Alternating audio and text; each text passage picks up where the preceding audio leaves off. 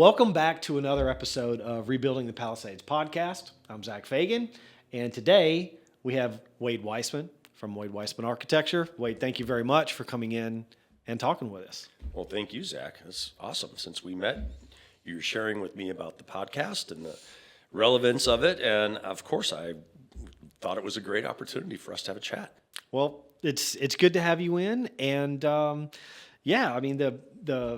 first question that we normally ask is, how did you get into architecture? It's kind of fate, I think, and some nudging.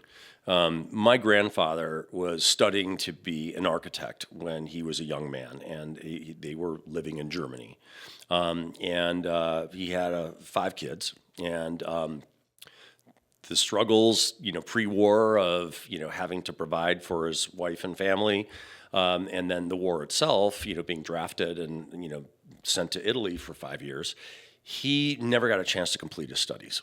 And so the best he could be was he was skilled as a draftsman. So the best he could do was to be a draftsperson. And I think when I was a kid, they lived across the street. It was very kind of old-fashioned, sort of living.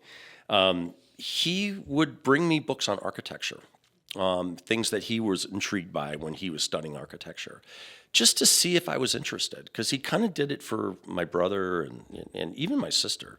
But it kind of took hold on me, and it made me aware of architecture, and it made me more aware of the built environment. So, maybe that was 5, maybe I was 6 years old or something like that. And as I started, my folks had a hobby farm, and on the weekends we would drive. It was 3 hours away. And, I'd see all the old farm buildings and the barns and the houses and all that kind of stuff. And I was always aware of it. I was just fascinated by watching the landscape go by. And then when we got to our farm, explored all these old buildings and haylofts and all this stuff. But I was always intrigued by how these structures sort of functioned. They were bold, they were kind of crude, they were big hewn beams of wood with wood pegs, and, they weren't sophisticated buildings at all, but there was an aesthetic quality that just kind of stuck with me. So as I got into high school and was very interested in creativity and creative, sort of opportunities, I took a lot of art classes, painting, sculpture, things like that. I kept coming back to architecture being like the thing that seemed to resonate with me the most. And I would fantasize and do little floor plans. And, we had this drafting teacher in high school who was just this, sort of good guy, but, he was just all about keeping your pencil sharp and making your drafting precise. And when I went to college, I decided to declare architecture as my profession, or as my major. And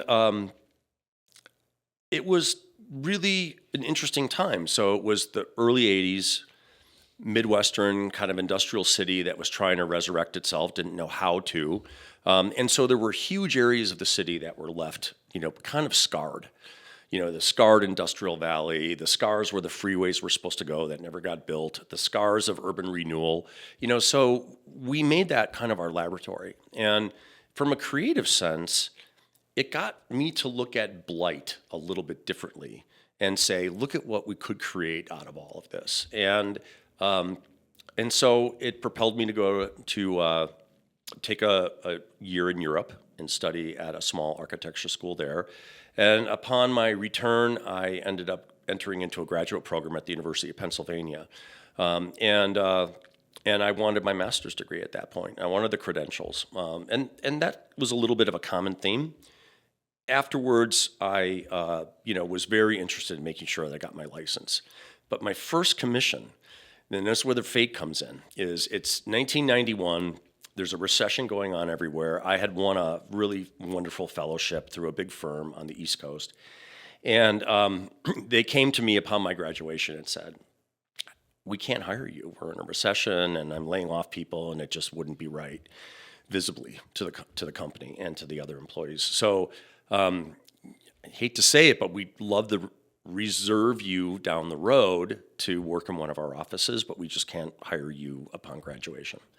So it just so happened that my brother had bought a piece of property on a lake in northern Wisconsin. And so he said, if you got nothing to do, go up there and design me a house. I want a lake house. And so, of course, family doesn't pay, right? There's no billing associated with this, and I had student loans and things. So I got a job working for the contractor that was going to build his house, doing line drawings for construction documents that he was doing for other clients. And lo and behold, that planted the seed of residential architecture in my head. So, a long answer to your question, but it really was a combination of, a nudging from my grandfather, an awareness of the surroundings, and then the fate of not having a career opportunity when I graduated from graduate school. Wow. Well, it's very cool that, he shared the material with you, but didn't really push it on you. Yeah. And it got you started without, that kind of, pressure that parents sometimes put on their children, to follow in their footsteps. But Yeah. you clearly had a knack for it. You were clearly cut out for it from, and had an interest in it from a very young age, which is a gift. It really is. And I didn't waver on it. When people say, what do you want to be when you grow up? I want to be an architect, and it never stopped being a fantasy for me of being an architect and to try to be a really good architect, and not a starchitect, was more of my ambition. I wanted to just create good buildings, and it wasn't about the wow or the shock or any of those things. It was more about how can a humble building perform excellently, and that's really what kind of drove me. And it's been a pursuit of mine in the body of work that the firm has created, through the years. He never pushed me into it, never. He just made it. He created an awareness, and I was really appreciative of that. That's very cool. Yeah, thanks. Very cool, super cool story. Thank you. Discover why we're the most awarded home technology firm in the U.S. Our design-centric approach transforms your space with effortless control of lighting, motorized shades, audio, video, and more. Our friendly experts guide you every step of the way, no tech speak, just smart, stunning simplicity. We provide years of care from our award-winning service and support team. Experience technology that feels as good as it looks. So obviously you have a choice when you pick a trade, right? Mm-hmm. When you pick a career direction, you could work for someone else or you could start your own firm. Mm-hmm. What initially inspired you to start your own firm, and how did you end up with some of the focuses that you have, i.e., fine residential, of course, and equestrian estates? Mm-hmm. How did those focuses kind of come together for you? Well, so the choice of starting my own sort of business came out of doing that project for my brother, right, and then kind of working on the side, and then I had to go back to bartending for a bit, but I always had these little projects going, and so I kind of almost, if I wouldn't have had to have an internship development program credential to get a license, I probably never would have worked for anybody else. I probably would have just stayed, working or doing design build eventually or something else. And in Wisconsin, where I'm from and where I was, sort of doing my first house, you don't need an architectural license for that type of building. But I wanted that credential, and I wanted to make sure that I got that experience. And in school, I was also very interested in big, sort of larger scale placemaking, right? Communities, environments that were more complex, had a bigger context. There were more sophisticated issues associated with it, circulation, traffic, congestion, light, pollution, indoor, outdoor, proximity, things, healthy, thriving, living things that, you don't always get a chance to have, especially when you're, challenged financially, right? So when you're starting out, you got loans, you got school debt, you're trying to sustain yourself, you need a car, so you take what you can afford.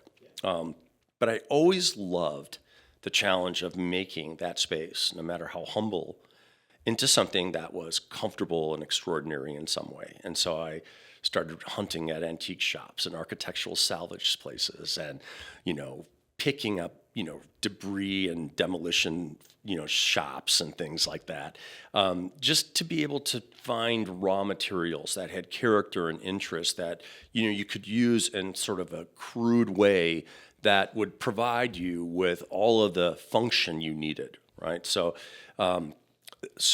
my interest in materials, my interest in all those things kind of came together, as a need base sort of thing, right? To just kind of satisfy my own sort of comfort. But little did I realize how important that quest was. It really gave me a need to be looking at other places than just strictly dwellings, warehouses, sheds, barns, things like that. The fact that we had a farm and I grew up in these barns playing and building forts out of hay bales and stuff.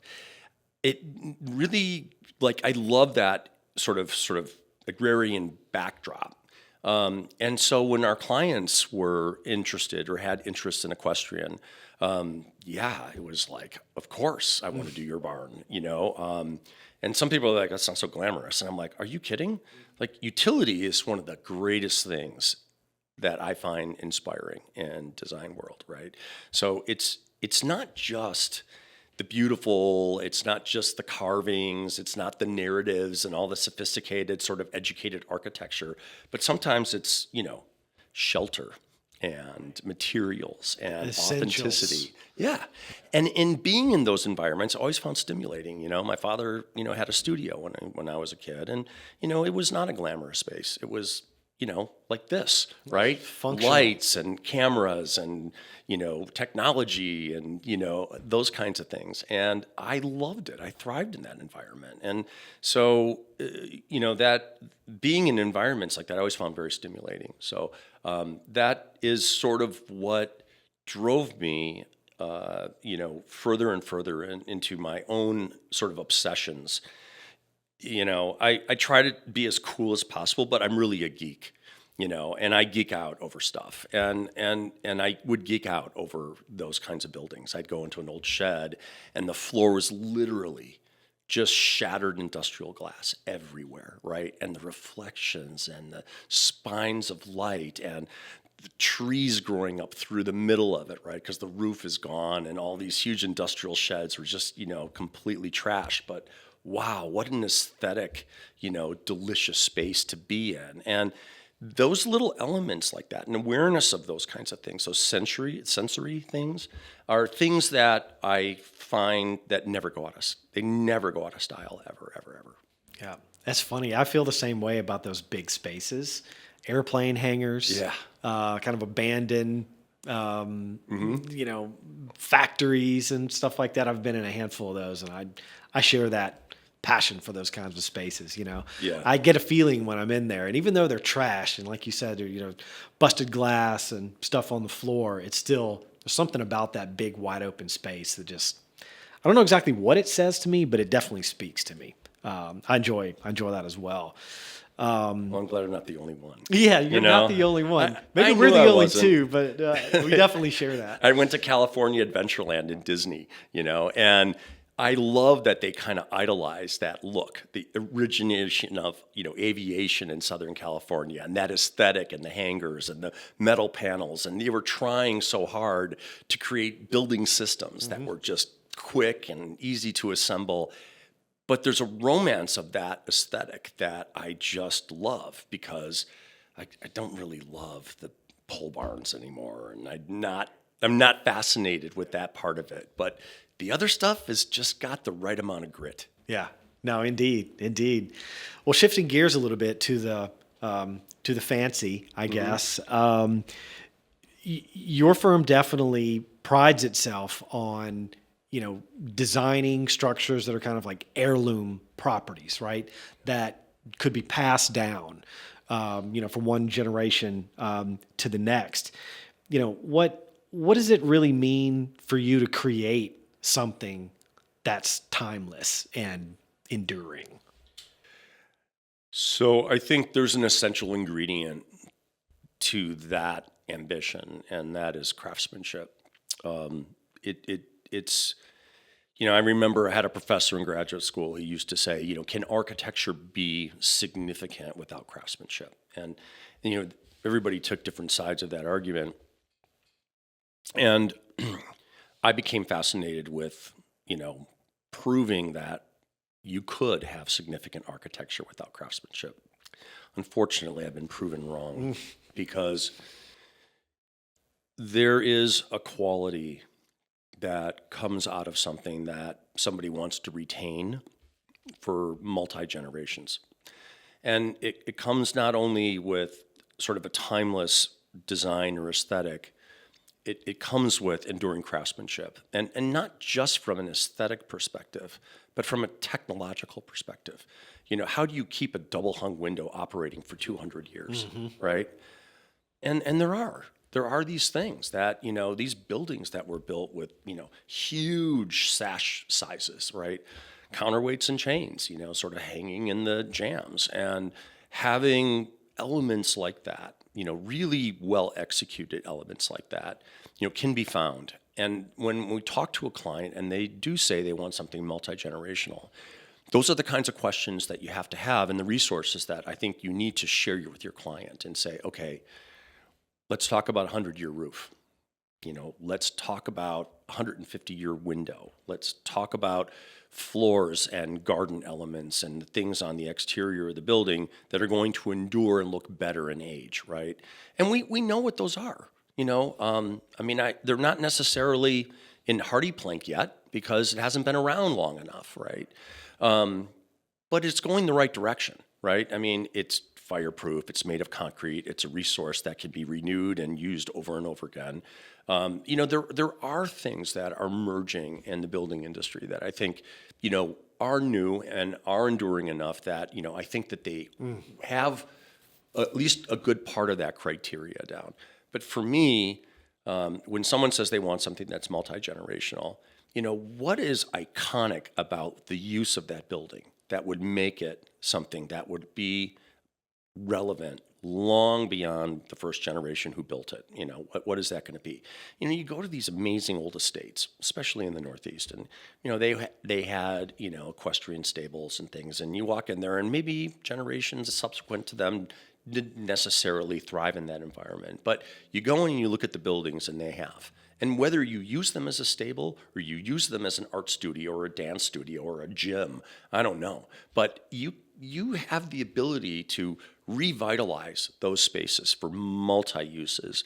And I think what, for me, is one of those things is that, what makes you feel good? Like, I'm really sensitive to how I feel in a space. And when I feel like I'm at my best and when I feel like I'm thriving, there are all the sort of, things that would come to mind, comfort, is it well lit, is it well ventilated, is it, those are kind of things that we just kind of leave to technology now, right? The HVAC guy will take care of that, right? But having a window that opens, that allows a breeze through, and cross ventilation and light, and maybe an overhang enough so that when it's raining, you can smell that air, right? And it comes into your environment. Those are the treats, right? Is how we our spaces harmoniously interact with the environment we're surrounded by. Those are some great points. The smelling the rain, that's a vibe. That's hard to, it's impossible to duplicate. There's only one way to experience that. Yeah. So being able to experience it in the space is super valuable. So tell me a bit about a project that taught you something unexpected. Good question.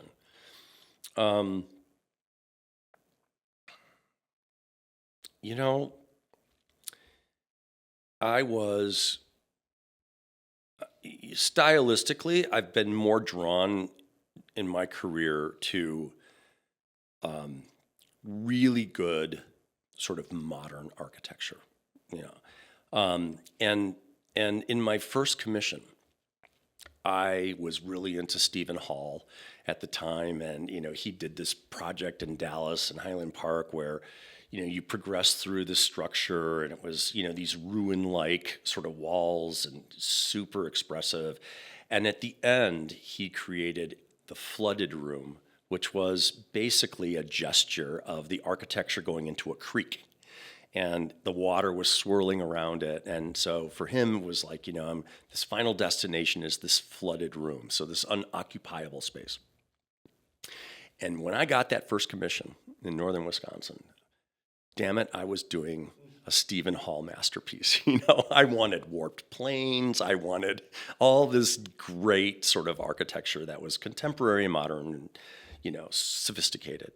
And I came up with this whole master plan, and I presented it to my brother, and he looked at me and he said, "What the hell are you talking about? I want this. Give me a gable," And I hadn't even thought about it. Like, it never occurred to me. It was the biggest challenge and the biggest surprise and the biggest passion that poured out of my heart that I had experienced in all those years in school, right? Because I kind of did what I wanted. We were as students, you didn't have a stylistic approach, and I was super into the Parc La Valette competition in Paris and all these amazing things that modernist architects were sort of, rising to the occasion of. And I sat down and I was like, wow, I don't even know where to start with this challenge, this gable form. It's so regular, It really was a life changer for me, because what I found was that to really do a nice piece of architecture, stylistically, it's immune from what, it is, as far as its form is concerned. And so I was always looking to these more sort of, to these gestures, so to speak, a little bit more abstract, and then find a way to make those abstract gestures enclosure, right, and shelter. But in doing a vernacular form, I started really looking at a little bit more vernacular forms. Like, what is the slope of that barn on the roof? What is the slope on that cottage? What's the difference of them? The severe, sort of, that you see Bobby McAlpin do, let's say, and some of those amazing vernacular kind of forms. These architects are so sophisticated. They find a way to bring in the contemporary moments. They find a way to redefine it. So it sits contextually in its surroundings. It's stimulating, and then there's this surprise, these sophisticated, subtle, almost anonymous ways of being able to express it in a fresh way.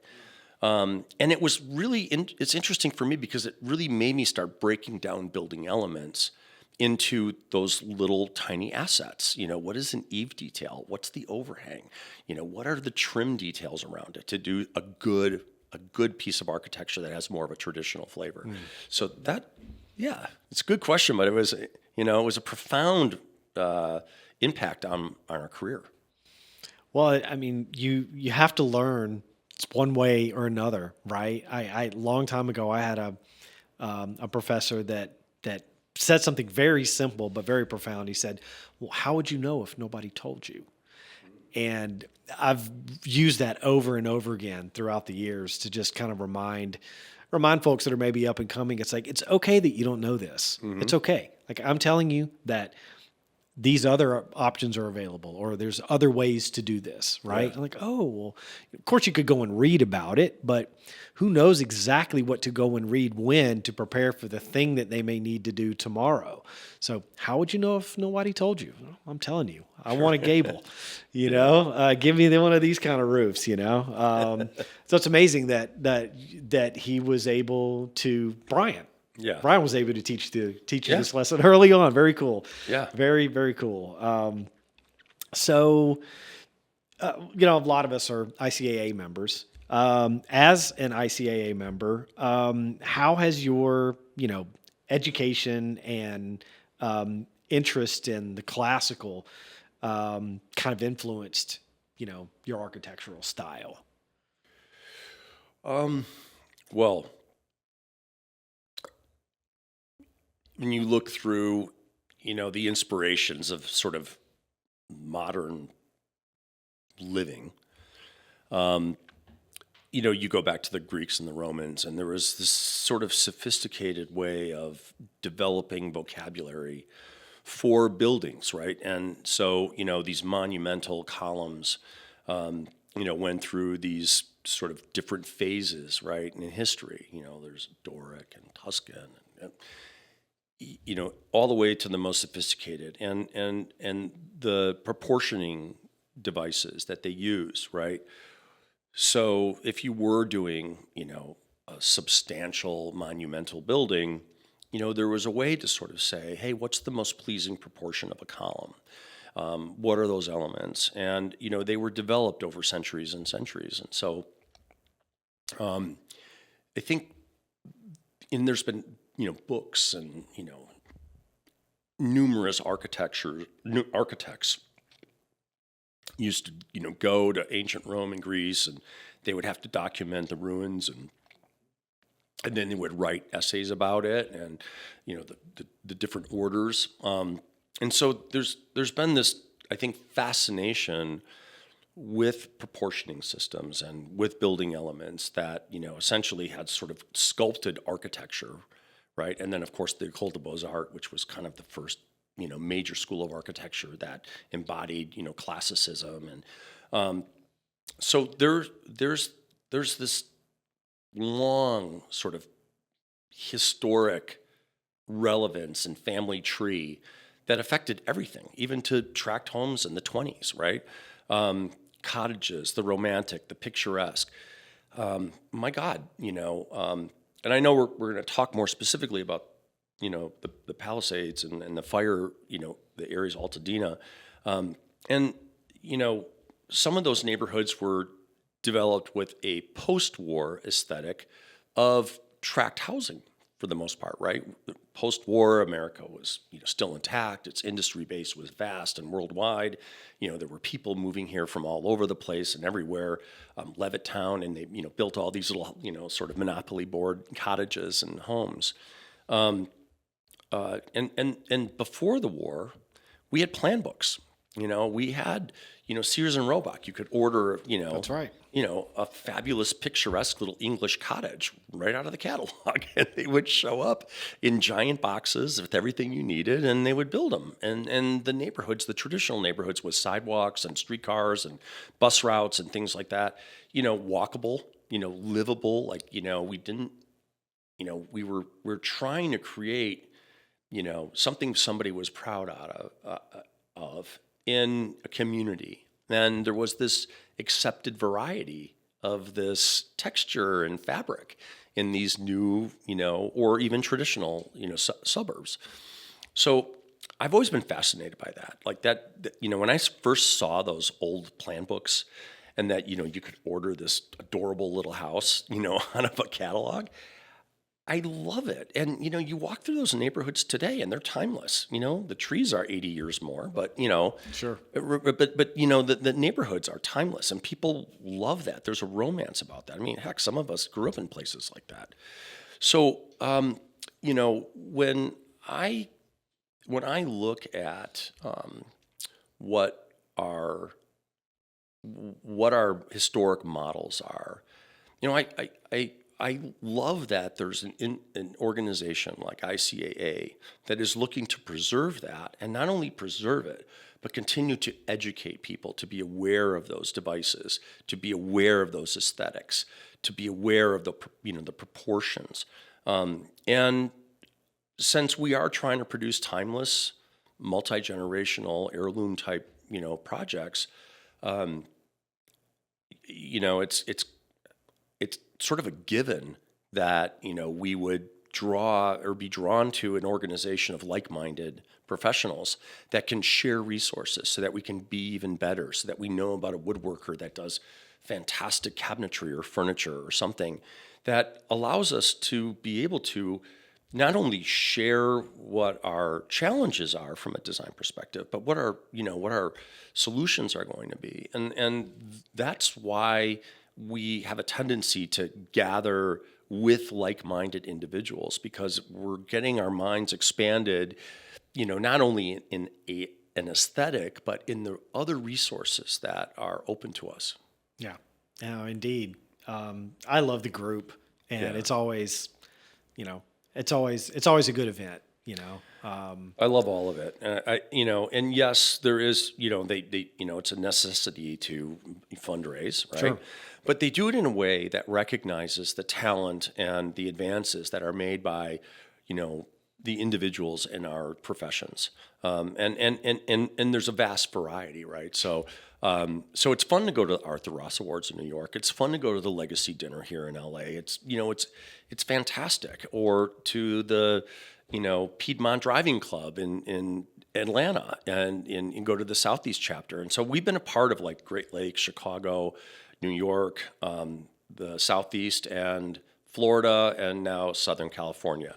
So Wow. I find it to be one of the best organizations professionally that I've come across. I would agree. Yeah, I would agree. Especially for those of us that are in the residential sort of component, which is kind of like, it wasn't really recognized even by the AIA until they did the Congress for Residential Architecture and stuff. So, the AIA has a tendency to really sort of advance the sort of modern, aesthetic, rather than this sort of, I don't necessarily know why, but it's nice to have an organization like the ICAA recognize the advancements that are being made by practitioners that are doing fabulous work. Yeah, indeed. There's a drawing class on Saturday I'm going to. Oh, really? On the Dorian order. Ah, okay. So I can't wait, because I'm a doodler. Are you? And I'm a amateur architectural enthusiast. Okay. I can only call myself an amateur because I don't have any formal training, but I could draw decent when I was a kid, and I love architecture. Mm-hmm. And working in this market, we have just an unbelievable amount of, and a very wide variety of amazing buildings to look at and to work in. So yeah, I go to these. It's a lot of fun for me. Well, it's good to keep up your skills, Indeed. drawing and sketching.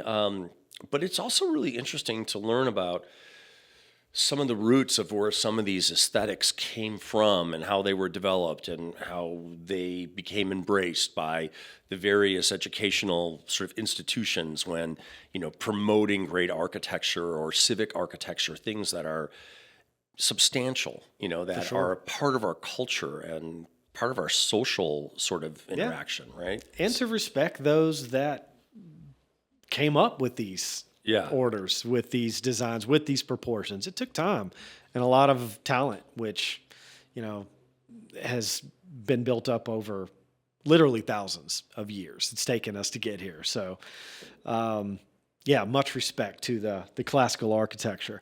And speaking of, look, a lot of homes in the Palisades had very classical California and, European architecture. In your opinion, how important is it to, maintain that style in the context of, fire safety and in the context of, enhancing fire safety? Yeah.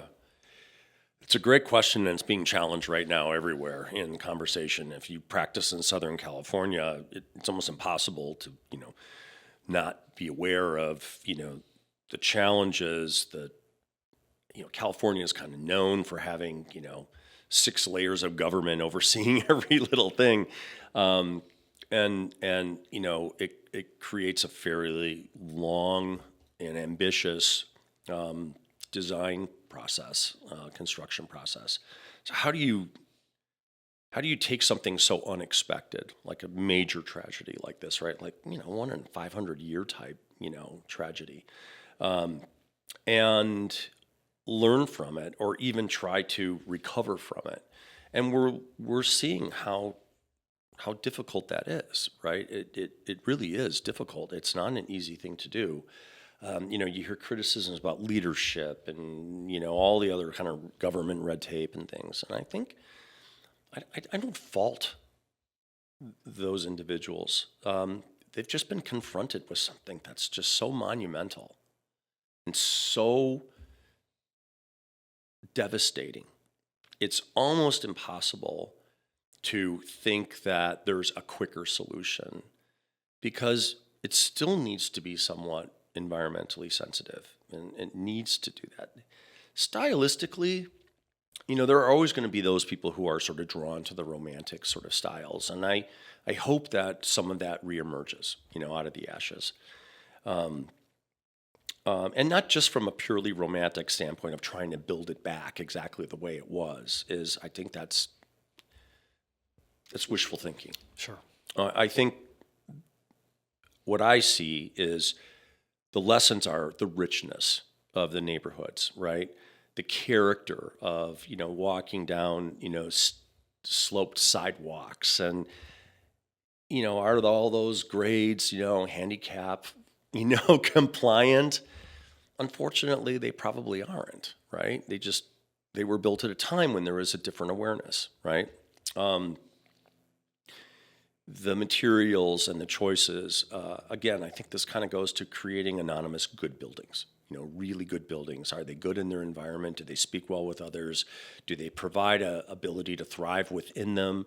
What are the other sort of creative components that the various owners of these homes historically, did, and I'm going to plant a tree, and I'm going to, put in bushes, or I'm going to, build a garden, or whatever it is. You want people to be able to do that, right? I mean, it's a community like that had 100 years of rich history and living, and through a lot of different timelines or time periods, right? And so, you had these homes that were probably laid out in the late 1800s, early 1900s on these streets that were responding to the topography and views. And, somebody probably bought a Sears, romantic cottage and put it on one of those lots and watched it go up in value for decades and decades and decades. And now all of a sudden it becomes an insurance adjuster's decision, right? On what that is really valued at. I don't know how to. The only thing I know what to do is we can't forget what this tragedy is and what it meant and how many people lost every aspect of their own personal history. And you find what you can and keep it as a memento. But in building back a thriving community, I think we have to get back to the basics. Sunlight, fresh air, a good window, a wonderful rain in the middle of, February.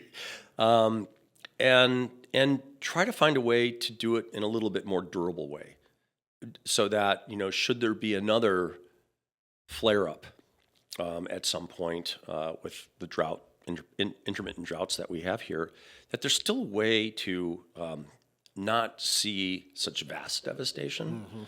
But maybe it's more isolated because it can't spread as fast. Right. It can't perpetuate itself. And there are technologies now. We do know how fire performs. We do know what building materials are, that worked. And remember, not everything burned. There were a few things that survived. Yeah, absolutely. And those are great lessons for all of us. I think the hardest part is that this process of rebuilding and redesigning and reoccupying is so not something that anybody really knows. Like most of these residents, they don't know this process. We do because we're in it every day. It's our business, it's our industry. And I think finding a way to pair what we do on a normal everyday basis with those who are not only in shock but devastated and may have just a few assets that they can utilize. The Design Leadership Network is an organization that I'm a part of, and DLN has had a task group since the week after the fire, and it's been an ongoing dialogue. We meet, every 2 to 3 weeks. Recently, they did a design charrette to sort of find out if there is a pattern language to create plan book options, pre-designed, made of durable materials, of sizes that fit into this historic fabric, and being able to maybe utilize that to help minimize some of the design fees and some of the other fees that are associated with having to hire professionals to execute these things.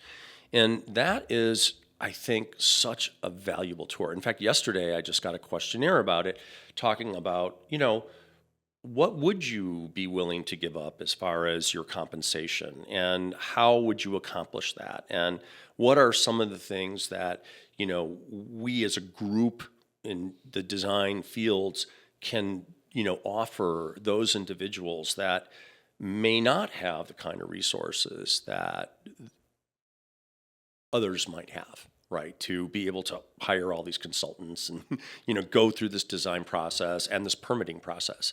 Like, how is there a way that we can shorten some of this stuff, make it less painful, make it a little bit easier, make it customizable enough so that people feel like they're invigorated again, right? Instead of just going and seeing, a charred piece of property with, scattered, debris of family heirlooms, they can start thinking about, oh my God, I'm going to see the ocean from this window, or I'm going to look across this little canyon, and Right. I'm going to see all these other things.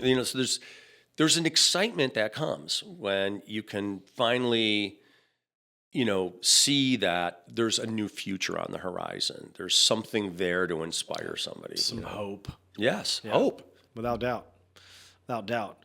And that's a great segue kind of into my next question, which is, clearly the fire taught us that we need to do better with materials, landscaping, stuff like that.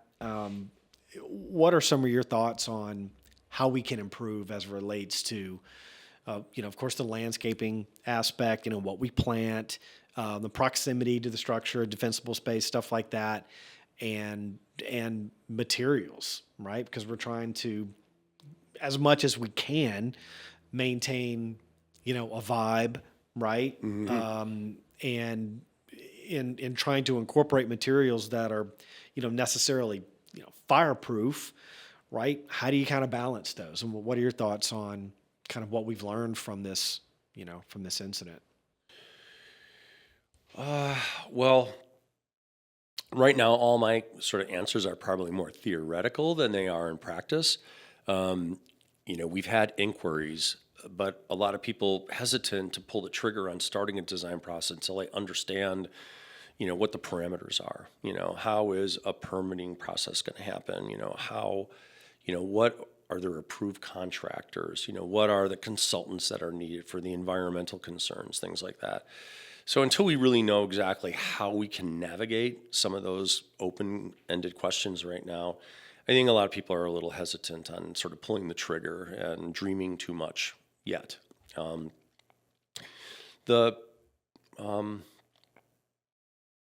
an aesthetic standpoint, my biggest fear is large areas being developed by a developer and, an homogenized kind of aesthetic, and the loss of the nooks and crannies and the ability to do those things with landscape and some of the other little patios, and we're not talking big scale, right? We're talking very human scale. But like I was always a fan of like West Hollywood and the streets of little bungalows with these little, 1,100 square foot cottages, and they had a little hedge and a fence around them and things Right. like that, and they were stucco and they looked really appropriate for Southern California. And then all of a sudden it's gone one day, and the next thing you know, there's a 4-story graphic design exercise going up instead, right? Right. With these big shadows and these tiny little yards Sure. and parking everywhere. And what I would consider the thriving components, essentially, are all of the little idiosyncratic things that are part of a little residential lot that has been occupied by various owners over 60 or 70 years, right? And there's a romance in my mind about that. And I hope we can find a way to preserve that ambition if that's what somebody wants, and try to encourage it in a way rather than just looking at the land value. Yeah. No. Well, and the land values are very high, so there's a lot. There's a lot at stake there. So I know you haven't started, necessarily anything in earnest in the Palisades, or Altadena areas. But have you had conversations with, with clients that have lost their homes, and, what kind of conversations do you find, are important to have with these clients, right? That I have had, and a number of them.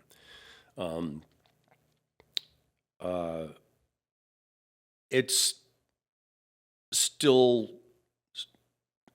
only 6 months since it happened, right? So there's still a lot of shock, and I think, people are just, my God, I mean, I have one individual that I talked to, she lived next door to her mother. They both had homes. They both got lost. Her brother had 4 homes around the corner, right? I mean, bought homes for their kids and things like that, right? I mean, the kids fled at the last moment, and, the car melted, to the front of the house. And there's so many harrowing stories of just escaping. Yeah. And literally running for your life with your pet, or, your most valuable possessions, or a bag if you're lucky. And then they had to flee on their feet because they couldn't even get through the traffic, and they're choking on smoke, and it's blinding, and their eyes are tearing, and they literally don't know if they're going to survive, right? And then they do, only to find out that everything they owned is gone, right? I mean, that's a trauma that, my God, I don't know how many therapists are in Southern California, but seriously, there could be lines in front of them just with the people dealing with the trauma. It's unbelievable. So my conversations are more about trying to understand their trauma, trying to understand and validate what they've been through, because if you haven't been through it and you didn't have to do that, you cannot be empathetic enough. You just can't be empathetic enough. And you have to let it be on their time. You can't force somebody to make a decision, to start a design process. You can't force somebody to want to, start rebuilding because you have to, right? Or the insurance company says you have to, right? I mean, it's you're talking about almost like war victims. For sure. I mean, you look at Gaza and you see, the damage and the terror and the survivability and things like that. Well, I hate to say it, but, it may not be on that scale for sure, but people that were, running for their lives, they have experiences that those of us that haven't had to go through that will never know. That's right. That's right. And addressing the sense of loss and the, trauma and emotional,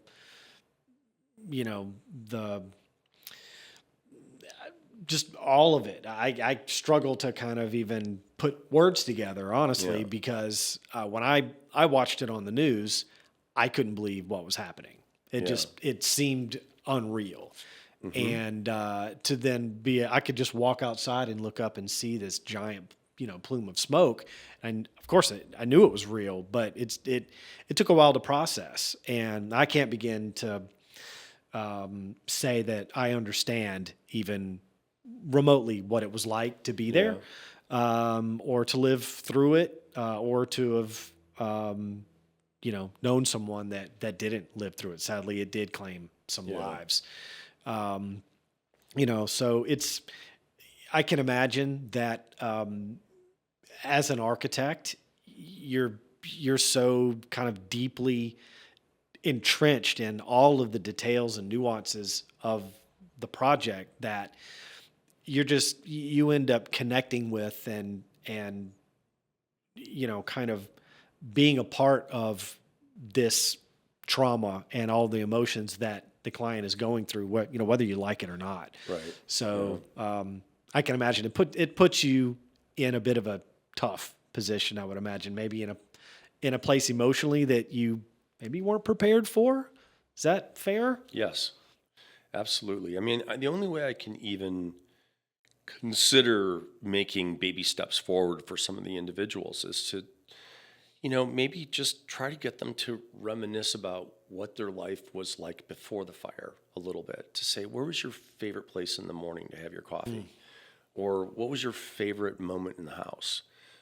What were the aesthetic things that, are vivid in your mind about that you carry through that is such a loss for you? Because you're alive. Your family's alive. Right. Things can be replaced. We can build your favorite, coffee niche. Right. We can do those things. I'm not forcing. I don't want to force you to do that. But if you can reminisce a little bit and think back, what were some of the things that really you loved about your livability in this environment? Mm-hmm. Yeah, And comforts. maybe there's a few little sort of hopeful signs or rays of sunshine that they can reminisce and be happy about. And maybe that can just spark a little bit more of a dialogue about moving forward. But you can't force somebody to do that. They are going to have to let time heal some wounds, right? I mean,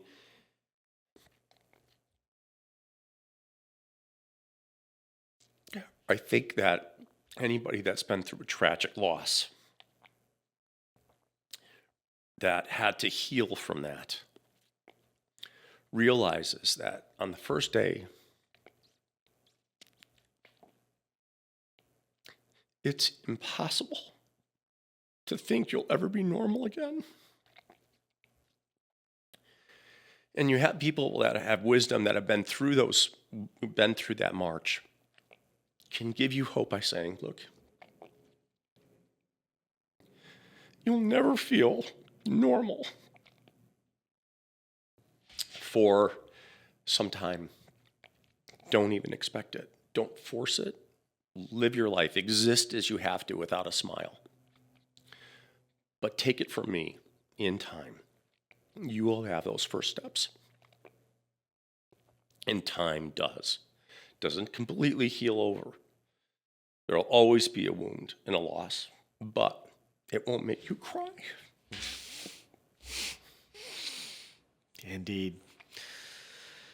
Yeah, I'm feeling the emotion that you're feeling now too. I haven't, I've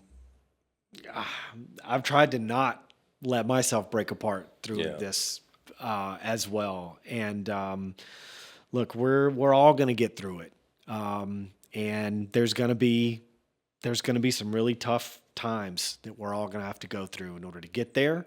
But we're all going to support each other. We're here to support the rest of the design build community, all of our friends and clients that we've done work for over the years. We're here to support everyone. And, we're going to find some joy in this. We're going to find some joy in this together. That accomplishment, right? And that ability to sort of rise from the ashes, right? I mean, one of the greatest stories ever told, right, is how people are resilient. Human beings are resilient. Those individuals will never forget. They will never, ever forget. And some won't ever be able to go back. They will just have to move on because it's just too painful. But, I'm not going to make any predictions, but I find it really interesting when I hear criticisms about what's going on in the Palisades. It's been 6 months. This is the lack of leadership and all this kind of stuff. And you're kind of like, are you out of your mind criticizing people that have been through what they've been through? Where's your empathy, man? Yeah, right. It's you know, it's sad, and it's not like you can just bounce into business mode, right? It's just, it is one of those things that, we just need to hold some hands. And when the time is right, there'll be an instinct that will take over about what's next. And then that instinct will turn into an ambition. And that ambition will turn into a passion. And it's evolutionary, but it's organic. You can't force these things. Yeah. No, you're 100% right. 100%. Well, I think this is probably a great place to conclude this this episode, unless there's anything else that you'd like to add. I think we've covered all the topics that I really wanted to get into, and we've definitely got into the deep end of the conversation, as it were. And I think that's part of the reason why we started to do this, podcast, was we really want to hear what is happening, and to bring the message about what's actually going on and what you don't see on the news and what you're not going to necessarily read, in a mainstream publication. We're the group, that, the group of people that's doing this work, and we're out in the trenches, doing this, where we've seen it, up close. And we wanted to try and get the message out to as many people as possible, and specifically, those that have been affected, to let them know that we understand at least what they've gone through. If we haven't actually, we can't understand and feel what they've felt, but we have empathy for them, and we are here to help them, and we're doing everything that we can to give back to them wherever we can. So. Yeah, I mean, I feel like, we have to kind of live in the aftermath of this tragedy for a bit, while still looking forward enough to say, hey, what are the resources here? But to anybody that is thinking of this as an overwhelming, daunting task, give yourself time. Be nice to yourself. Give yourself what you need, some space.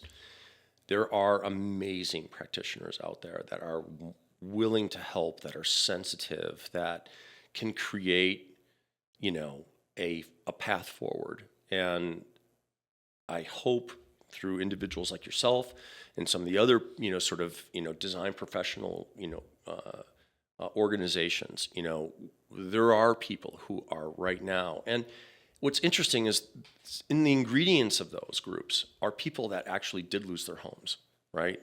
And they're architects, and they're designers, and they're practitioners, and they're finding ways to take their loss and their knowledge of the profession and what are some of the best ways to move forward into dialogue pools and people that can help, right? And it's a collection of individuals that will end up being your team to get to that point when you're ready. And that's amazing. And I hate to say it because it's such a tragedy, but some of the best sort of rebuilds, were things that came out of ashes. I mean, look at Chicago. Became the birthplace of modern architecture and steel construction and all this stuff, right? The whole city was demolished. So we've done this before. This is not the first time that we as a community and a society have to deal with the aftermath of something, right? And there are rays of hope on the horizon, but we got to be mentally prepared for leaving that behind. Yeah, indeed. Wade, it's been a pleasure. Thank you very much for coming in, and thank you for pulling the tears out of me. Thanks again for the time, man. I really appreciate it. And let's keep working together to to bring beautiful, enduring architecture to the world and to take care of this amazing client base that we have here. Thank you. We will. All It'll be right. fun to work together too. Yeah, I'm looking forward to it. That's where you build your best relationships. Absolutely. Let's do it. All right. All right. Thank you.